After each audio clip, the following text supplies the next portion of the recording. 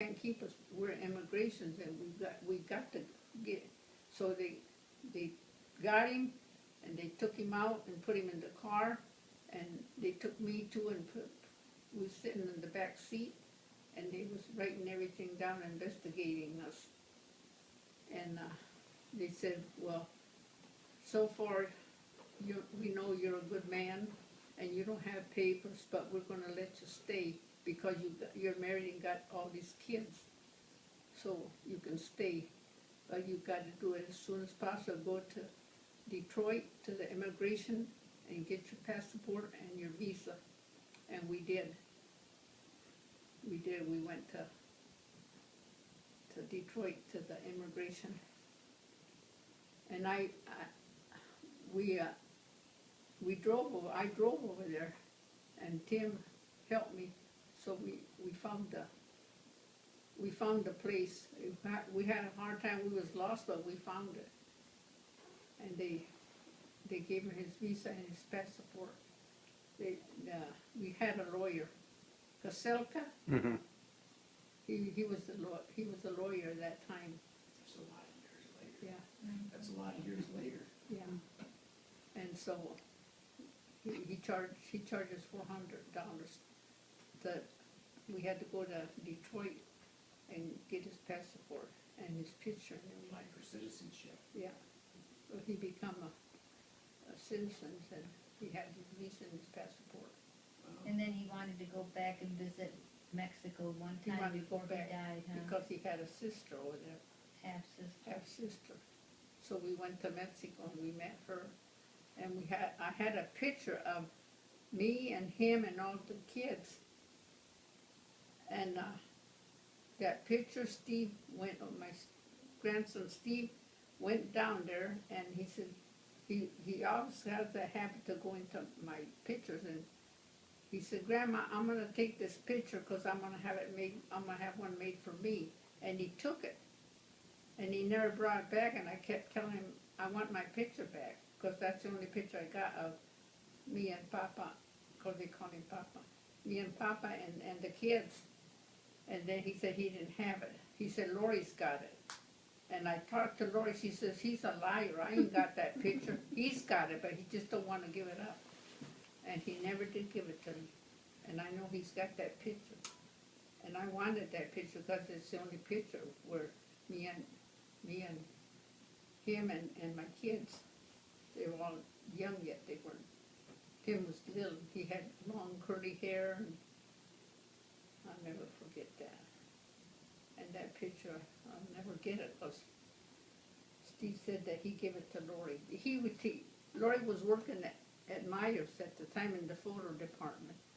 So he said, I gave it to Lori so she can make copies for us. And she kept it. She never did give it to me. And I told Lori, I want that picture. She said, Grandma, I don't have it. I would give it to you if I have it. Steve's a liar. He said he's got that picture. And so he keeps saying he ain't got it. I know he's got that picture.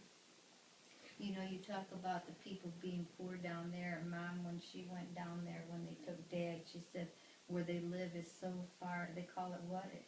And you remember when Mom, huh? about Mexico, how the people down there still have the dirt floors. I know.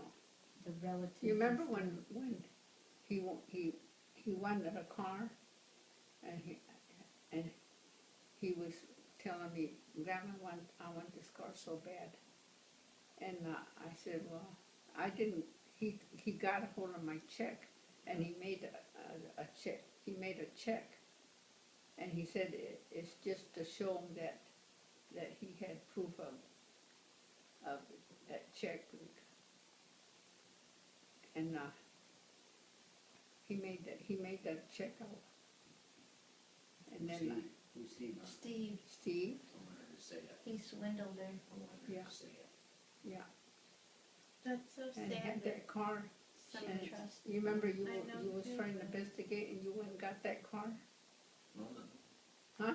it wasn't me. No. Who was it? Probably No, it was you, Michael. wasn't me. They brought. Anyways, let's not talk about Steve. He's They a waste brought of our breath. I know. So tell me how you guys end up in Adrian.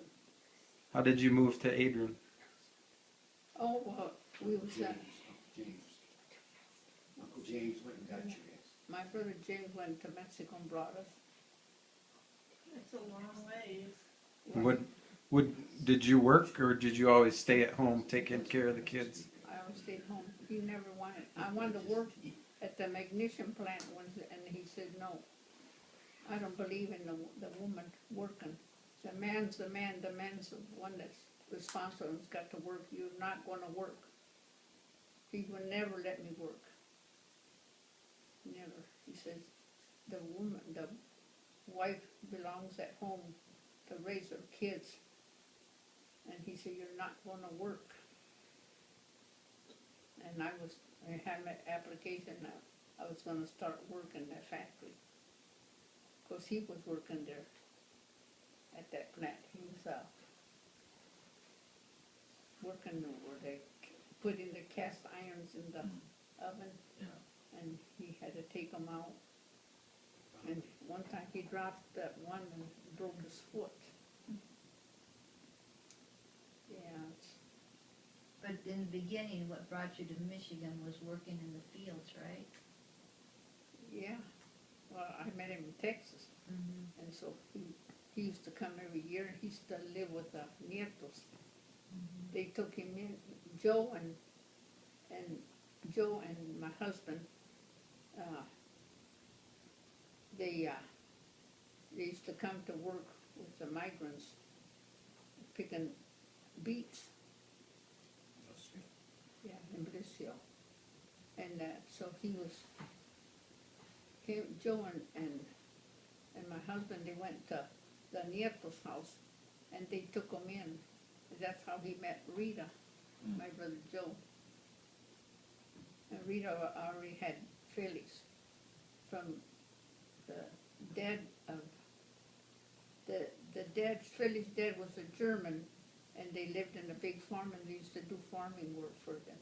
And that's when he took advantage and he raped Rita, and that's where Felix come from.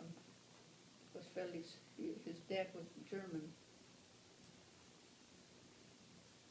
Yeah, Down the sugar beet factory, yeah, down in Blissfield. A lot of Germans Yeah. live there. yeah. A lot of Germans live in And we Blissfield. used to work in, I In didn't fact, work. It was a big prison camp. They brought I didn't work because I was brought pregnant the Germans of here. Marie. They brought Yeah. the Germans here, and then a lot of them, after the war, they stayed here, they didn't go back to Germany, the In prisoners. 1943, we came to Michigan, and I was pregnant of Marie. And I didn't want to marry him. I said, no, I can't marry you. I got 2 kids. He said, I'll take those kids and I'll raise them as my kids. And he did. He loved those kids. He loved them. That was his first kids, Mercedes and Marie. Yeah, nobody even knew the difference You know. You guys were older. when we all found out. Yeah, We were already grown and we had our own they knew families. that they were half brothers. We never knew it. What happened when you guys built the church, the Spanish church? My dad helped build that church. Yeah, all the members from church, Brother Navarro used to have the services in Blissfield, in a little, they called it the honky. Mm-hmm. There was all the migrants there, they had that little area, Mission, like a mission. like a mission. They called it a honky. Do you remember which families used to be to the church? Their last names, the families? Yeah, Mr. Navarro and his wife and his kids, and another lady, she's Mrs., what were they?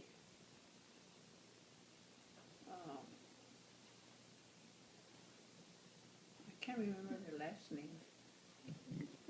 How many families do you think were out with the church? All the members. Yeah. Brother Torres, he was you remember Hermano Torres? He was the choir director. He was all sang the choir. He was all got baptized. It was so nice. The Reyes, The the Reyes, Vidales. the Vidaleses. Yeah, we knew the Vidales. Mr. Vidales was young and he loved to visit us.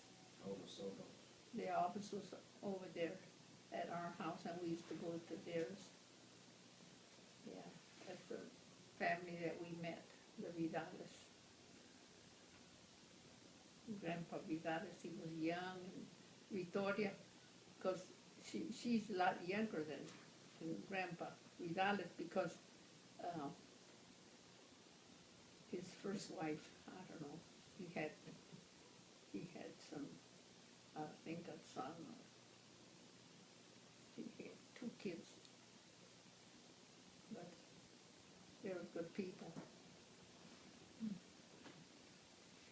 Yeah, him and Mr. Vidales used to go out like missionaries a to, long day. to get people to go to the church and be saved. They were missionaries. Him and Mr. Vidales, we were all close to the Vidales.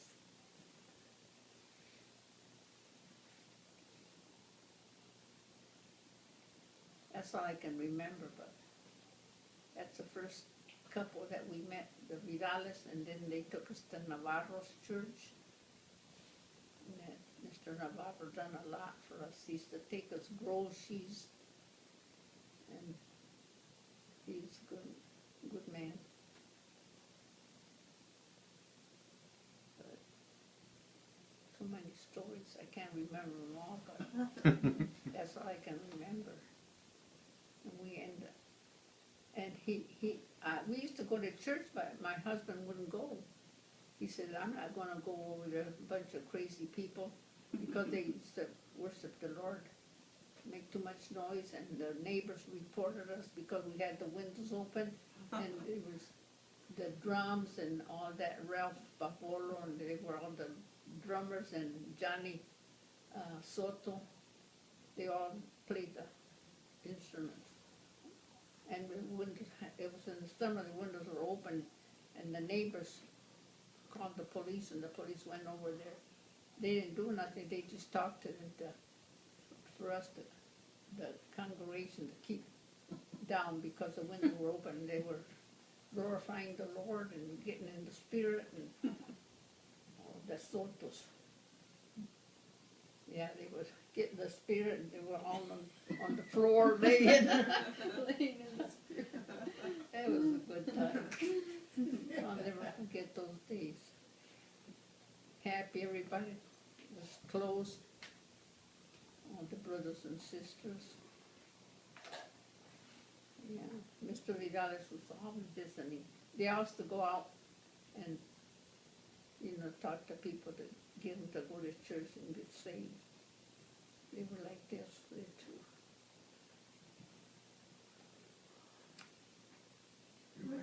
Yeah, I'm gonna fall asleep. I'm gonna have to go and lay down and get a blanket. There's more to it, but I can't remember too much. That's good.